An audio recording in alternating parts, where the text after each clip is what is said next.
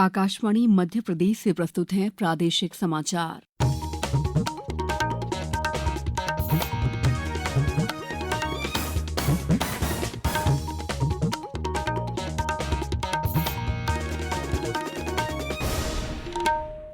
नमस्कार, समाचारों के साथ मैं दीपा सिंह। राष्ट्रपति द्रौपदी मुर्मू ने कहा है कि सरकार देश के विकास और लोगों के कल्याण के लिए अभूतपूर्व गति से काम कर रही है। संसद के बजट सत्र के पहले दिन आज दोनों सदनों की संयुक्त बैठक को संबोधित करते हुए राष्ट्रपति ने सरकार की विभिन्न योजनाओं पर प्रकाश डाला। श्रीमती द्रौपदी मुर्मू ने कहा कि देश भर में 3 करोड़ और परिवारों को मकान उपलब्ध कराने के लिए प्रधानमंत्री आवास योजना के विस्तार का फैसला किया गया है। विकसित भारत के विजन में जन भागीदारी का सामूहिक सामर्थ्य है। देश की आर्थिक उन्नति का रोड मैप है। डिजिटल क्रांति के रूप में टेक्नोलॉजी की ताकत है और आधुनिक इंफ्रास्ट्रक्चर आधार भी है। वित्त मंत्री निर्मला सीतारमण ने आज बजट पूर्व आर्थिक सर्वेक्षण पेश किया। इसके अनुसार 1 अप्रैल 2025 से 31 मार्च 2026 में जीडीपी ग्रोथ 6.3% से 6.8% रहने का अनुमान है। वहीं 2024-25 के लिए जीएसटी कलेक्शन 11% से बढ़कर 10.62 लाख करोड़ रुपए तक पहुंचने का अनुमान है। आर्थिक सर्वे बजट से एक दिन पहले पेश किया जाता है। इसमें सरकार वित्त वर्ष यानी 2024-25 में देश की जीडीपी का अनुमान और महंगाई समेत कई जानकारियां होती हैं। मुख्यमंत्री डॉ मोहन यादव ने जापान के क्योटो स्थित ऐतिहासिक और यूनेस्को की विश्व धरोहर स्थल में शामिल 2G टेम्पल का भ्रमण किया। ये मंदिर बौद्ध संस्कृति, आध्यात्मिकता और प्राचीन कलाओं का अद्भुत केंद्र है।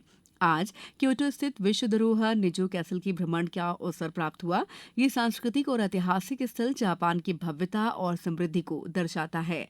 अपनी अब तक यात्रा पर डॉ यादव ने कहा है कि कोबे और ओसाका में निवेशकों से हुई चर्चा निश्चित ही मध्य प्रदेश की समृद्धि के नए द्वार खोलेगी।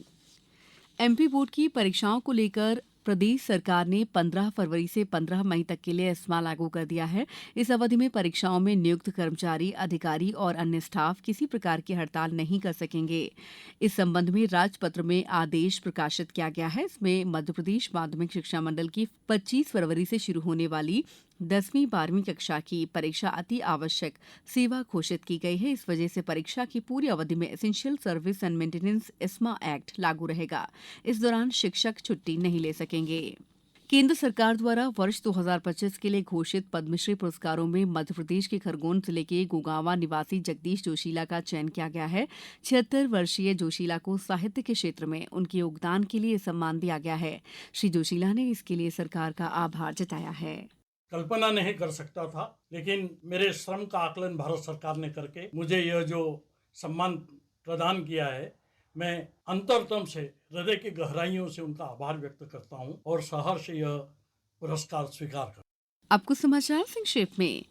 केंद्रीय संचार मंत्री ज्योतिरादित्य सिंधिया के संसदीय क्षेत्र के अंतर्गत आने वाले शिवपुरी जिले में सांसद खेल प्रतियोगिता 9 फरवरी तक आयोजित होगी। भोपाल में फिटजी की कोचिंग क्लासेस बंद होने से परेशान छात्र छात्राओं और अभिभावकों को भोपाल कलेक्टर कौशलेंद्र विक्रम सिंह ने फीस वापसी का आश्वासन दिया है। छिंदवाड़ा में नाबार्ड द्वारा कृषि क्लिनिक और कृषि व्यवसाय केंद्र योजना के प्रचार प्रसार हेतु कार्यशाला आयोजित की गई। राजधानी भोपाल सहित प्रदेश के कई जिलों में ठंड का असर जारी है। प्रदेश में फरवरी के पहले सप्ताह में ठंड का एक और दौर आने का अनुमान है। हालांकि कड़ाके की ठंड नहीं पड़ेगी, लेकिन कई शहरों में तापमान 5 से 8 डिग्री के बीच रह सकता है। इस बुलेटिन में इतना ही। नमस्कार।